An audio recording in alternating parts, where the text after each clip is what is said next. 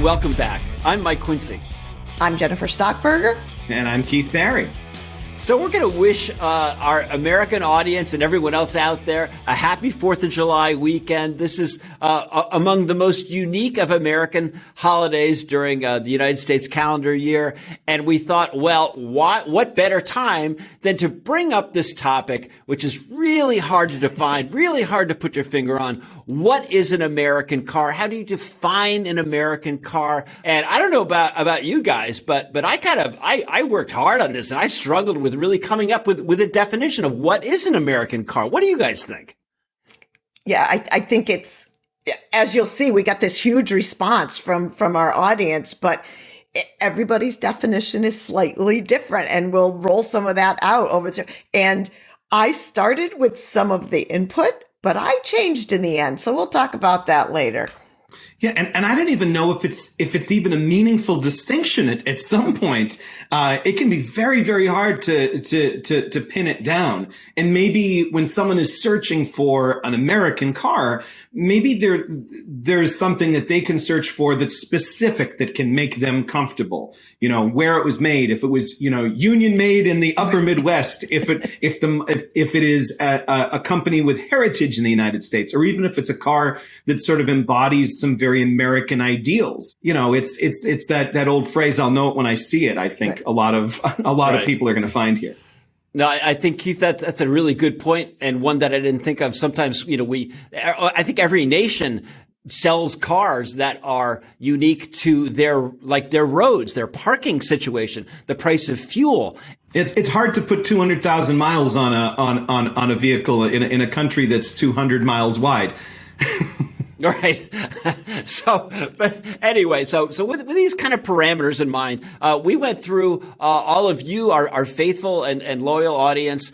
We got a lot of your responses to answering these questions about what makes an American car and what do you think is the most iconic American car out there. Let's get one started. This is from Nick. Nick writes, I think an American car in today's highly global economy would mean it was built or had most of its components built in the U.S., but it doesn't necessarily mean it has to be built by an American-based car maker. So you guys kind of touched on this, not necessarily an American car company. Okay. Wow, fun. Let's move on to Alan. This is kind of a contrary argument from Alan, who says, to be an American car, the company making the car has to be founded and established in the USA, like Ford, GM, AMC, Nash, Studebaker, etc. These companies can build cars in other parts of the world, but the corporation itself is anchored in the USA. Now, that's kind of an interesting point that Alan makes, and it's certainly based on history. I mean, U.S. car manufacturing began here in the early 1900s. It rapidly developed with Ford's moving assembly line. I mean, the Ford Model T was sold for a long time, sold millions of units, and really kind of just really kickstarted the American auto industry. I mean, that kind of what makes an American car. And this is what Andre wrote about that.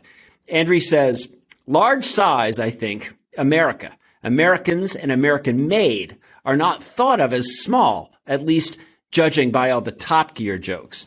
Now, not sure where we're going with that one, but for Top Gear fans, you could probably get a good chuckle out of that one. Yeah, I think there's a couple things to tease out of that. One is from Nick's comment in that it's not just the manufacturer. Coming from someone like me who worked for a supplier, it's this jugundous supply chain for automobiles that also makes it American. So when you talk about content, what percentage American content, that's no small potatoes. So I do think manufactured and supplied by American manufacturers does have a huge input. And you talk about the other thing I was teasing out is the big, in my history of my brother and I in the boot of the Ford station wagon, we were not restrained. Not one of us was restrained in that car. We got bigger because we got safer. And again, putting my safety out, everybody's going to be seated. Everybody's going to be buckled. There's going to be child restraints. We had to get bigger because we couldn't just throw kids on the floor, in the boot, wherever. And if you had any more than 2 kids, you were probably looking at something slightly larger. So I think there's a little bit of that in there too. I like your comment about supply chains because back in the 40s, the 50s, maybe even the 60s, it was easier to define an American car because you're getting your steel from Pittsburgh, you're getting your tires from Akron, Ohio, you're getting everything kind of mostly built here in the United States, and so but it's much more complicated now. And Caesar from New Jersey has an interesting take on this. To claim American-made status, the minimum standard is assembled in America with an American-made engine and transmission. This is very important because it means jobs. Using the term North America includes Canada and Mexico. It's very deceptive and downright sneaky, says Caesar. He brings up a good point.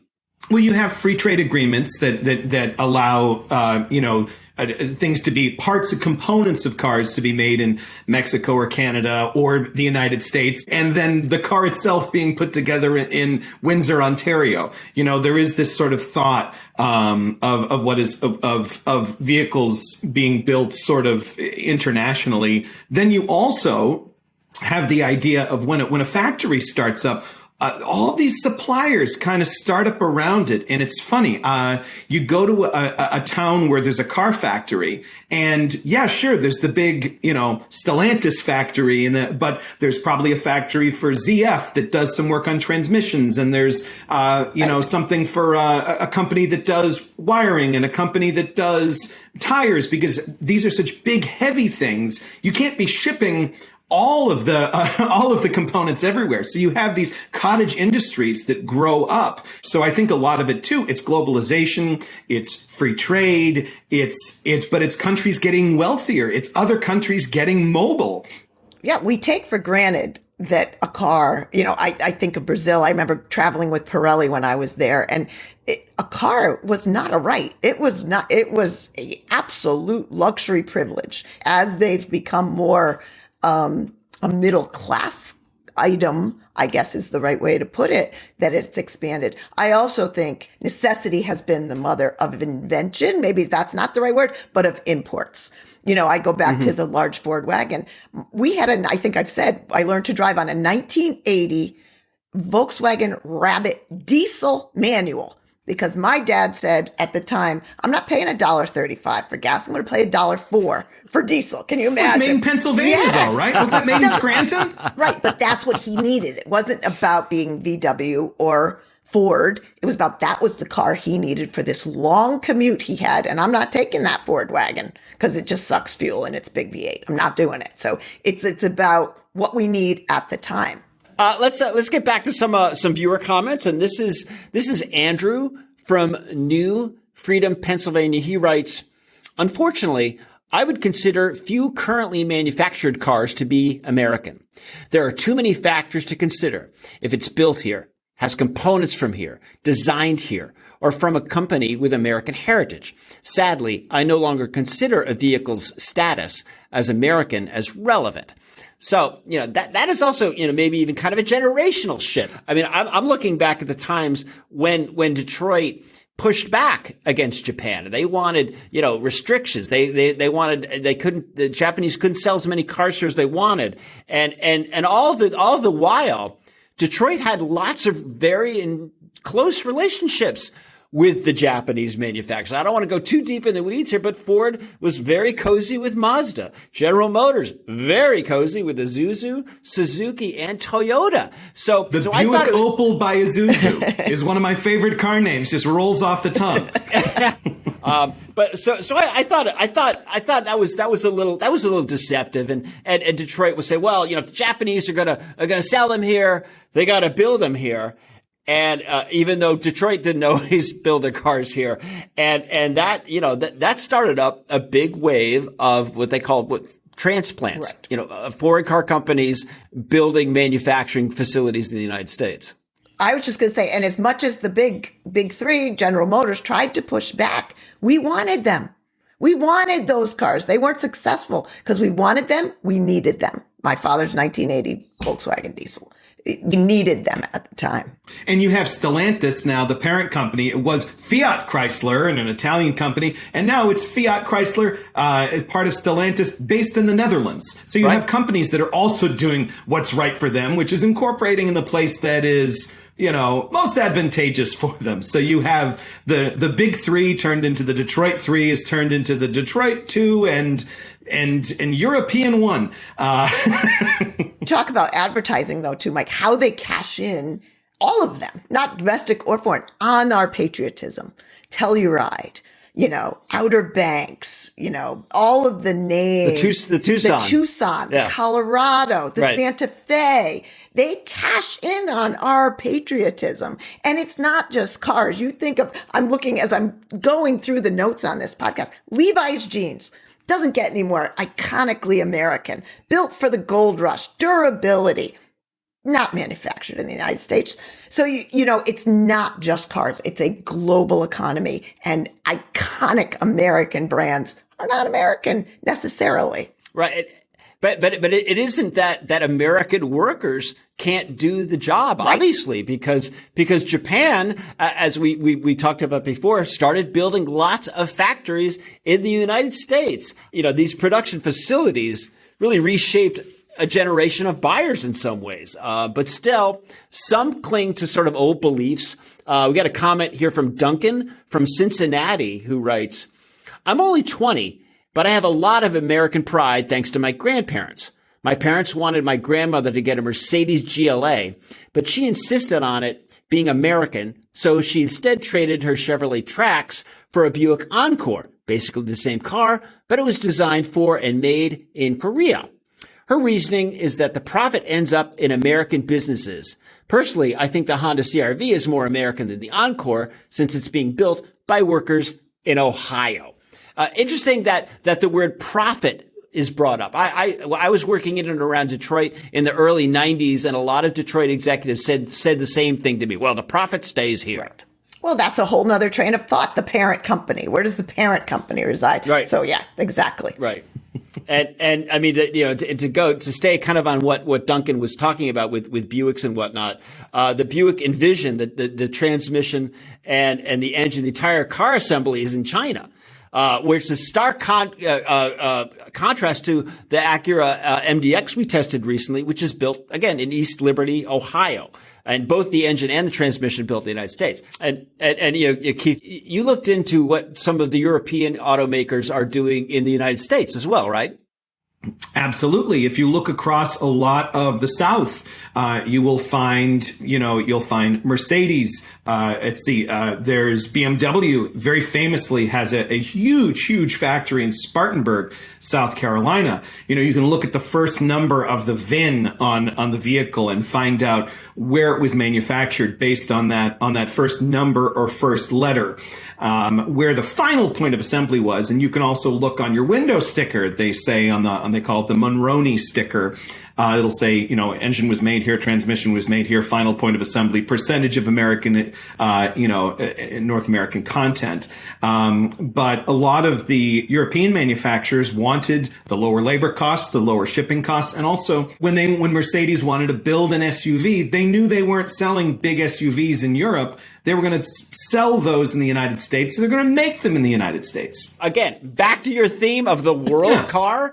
I want to buy American. I want to buy. It's all over the place. But to Keith's point, that's a great resource when you're roaming the lot. If you're even roaming the lot, when you haven't narrowed it down other ways, that's a good resource to say how much of this do I want to be for those people where that's super important. Want to be American. Use that sticker.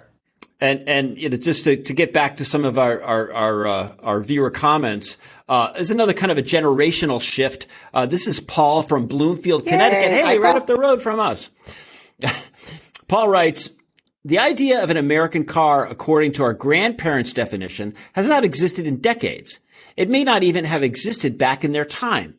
For the modern day, the definition cannot be based on supply chains, production locations, or the history of the badges. The Acura NSX, for example, is seen as a true Japanese performance car despite being American-made. If you told people in my small rural hometown that a Toyota Tundra is more American than their brand new GMC pickup, you'd likely be called a traitor.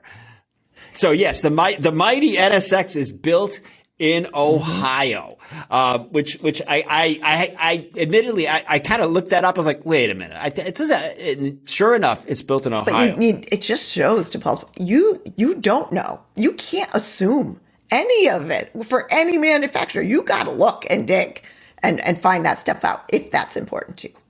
Right. So this is kind of a good way to wrap up this particular segment about, defining what an American car is. And I think this comment from Ernab from Chicago, is a good way to kind of put the lid on this. He writes, I'm an immigrant and being an American is important to me. And I wanted to jump into this discussion with full gusto. American cars are diverse like herself and her people. Trucks, muscle cars, the legendary Ford Model T, Tesla, and many more. But when you buy an American car, that car is trying to do something with itself. It gives you more than just transportation. It's a hard-working car and a tough car, maybe a little flashy, and may have some rough edges. American cars take risks, have global roots and international appeal, and will try to do it all in a cost-effective way. It's worth it. Now, I think, honestly, that is one of the best comments I have ever read on Talking Cars, and I feel the sentiment there, and I thank you for sending that in. And let's, and as we've talked about, let's segue. So we're not testing the segue. We're just talking about shifting our focus. Another focus, Ford Focus. Okay. Oh, stop. So what? What? I asked you guys and we asked our audience, what is the most American car of all time? This is really where the rubber meets the road. No. Oh my gosh. Just stop. So let's get a video response. This is Scott from Arnold, Maryland.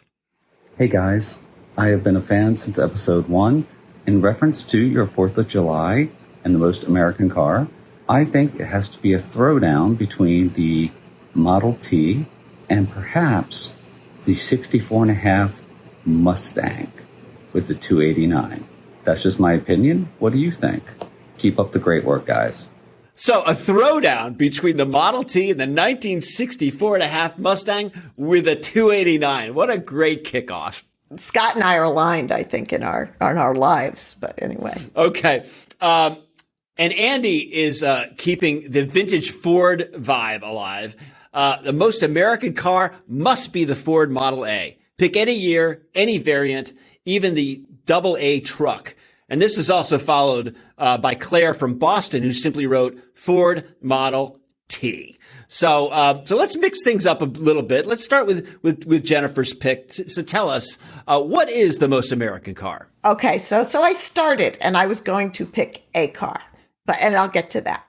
But what makes a car American is because we as Americans choose it. It has nothing to do with where it's made, where the money goes. We as Americans, it's very 4th of July-ish, have more variety and a range of vehicles that we can choose from than any other country in this world.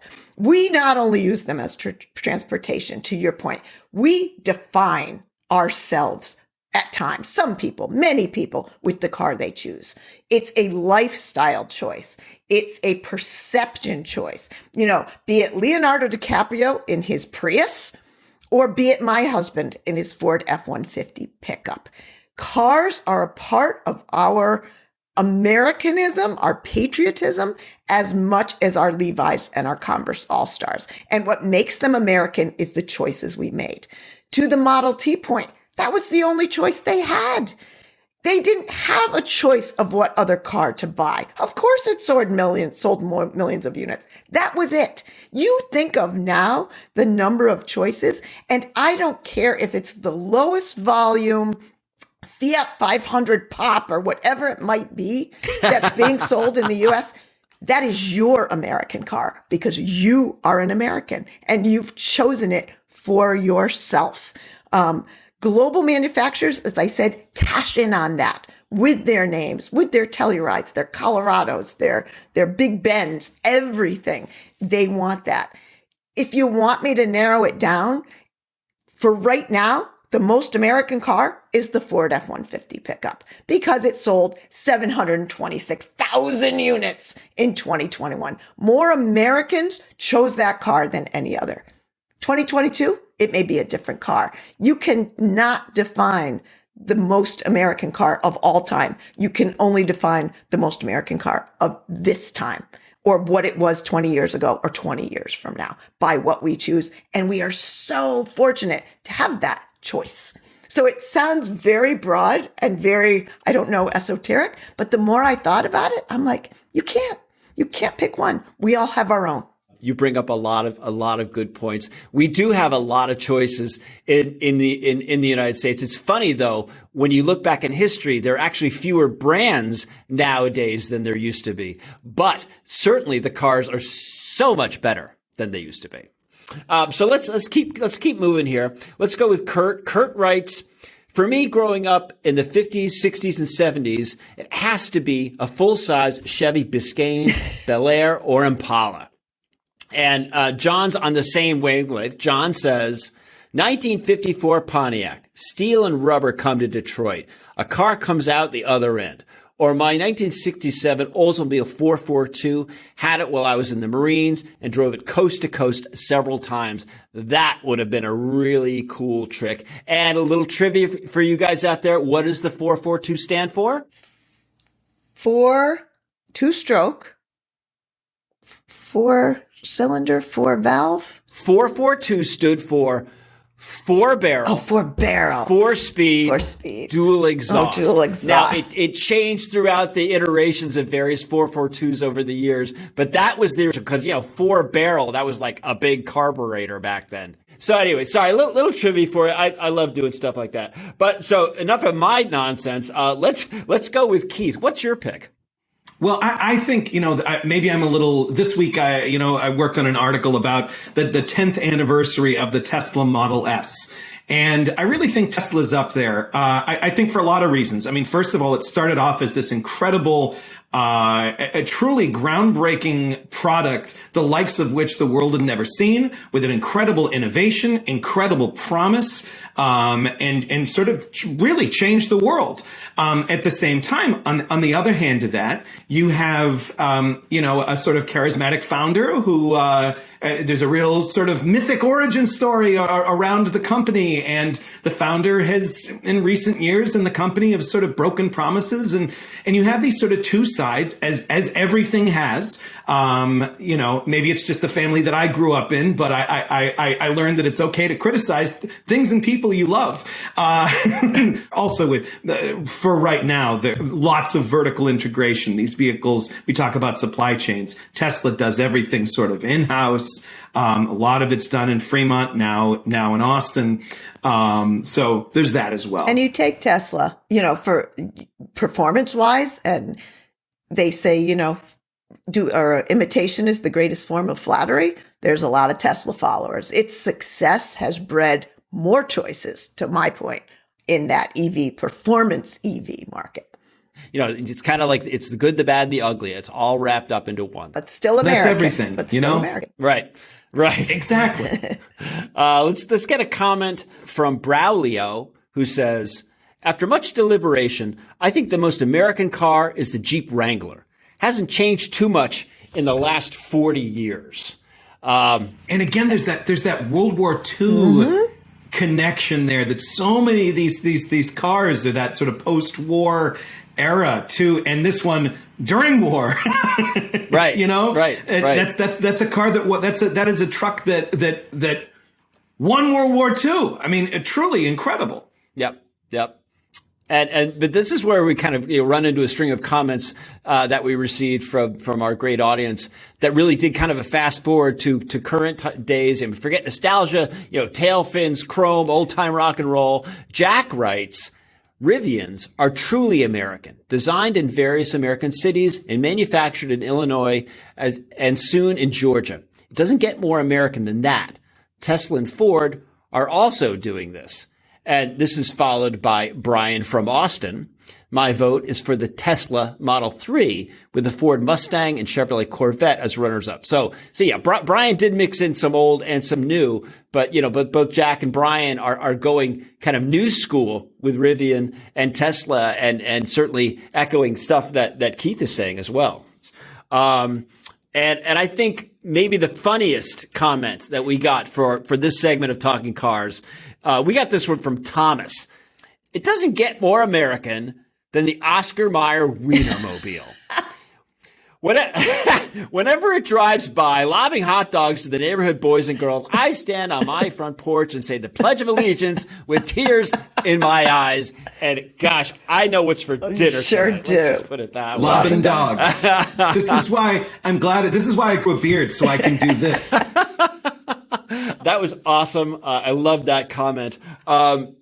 But I know that we got to kind of put a wrap on this. And Keith, you gave a little foreshadowing, talk about the Jeep and World War II, because honestly, that's my pick for the most American car. As you mentioned, this off-roader helped win the war and went on to become a favorite here in the United States. I mean, Jeep as a brand was the most valuable part of American motors when Chrysler bought it in 1987. The only reason Chrysler bought it was just to get the Jeep name. And that certainly was a brilliant move on their part. And when I also think about the Wrangler, I'm also thinking about the Jeep name in general. I mean, the Cherokee, the Grand Cherokee, they were on the forefront of SUV craze, which is what we're still going through. I mean, they were way ahead of their time, taking sort of an off-roady approach to a family vehicle. It outmuscled station wagons. It's outmuscled minivans. SUVs are the family car right now, and Jeep was way ahead of that curve. And what other vehicle that you guys have mentioned, that our viewers have mentioned, has their own wave. Oh, okay? the Jeep Wave. The Jeep Wrangler Wave, okay? So anyway, I've had so much fun doing this podcast with you guys. I loved all the response we got from Talking Cars, viewers and listeners. This was really awesome. I appreciate the time that you guys put into preparing for this.